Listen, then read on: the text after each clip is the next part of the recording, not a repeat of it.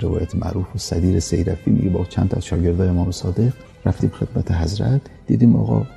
فرش رو زیر انداز هر چی از کنار زده، رو زمین نشسته و مثل کسی که عصای سنگین و مصیبت سنگینی بر او وارد شده، گریبان چاک کرده، گریه داره میکنه که ما هوش از سرمون پرید که چه مصیبتی بر خونه امام صادق وارد شده. دیدیم حضرت تو بین گریه‌هاش این جمله رو میگن که سیدی غیبتک نفت رغادی و زید علی مهادی، آی من غیبت تو خواب رو از چشم من رو بوده، آرامش رو از من گرفته. میگه وقتی تمام شد گفتیم آقا خبری شده، مصیبتی وارد شده. حضرت فرمود داشتم کتاب جفر رو که از علوم اهل بیت، از منابع علوم اهل بیت میدیدم و دوران آخرالزمان رو و دوران غیبت فرزندمون مهدی و دورانی که سختی هایی بر شیعیان ما خواهد بود که بعضی ها دچار لغزش و ریزش میشن، ناله من بلند شد از اون دوران.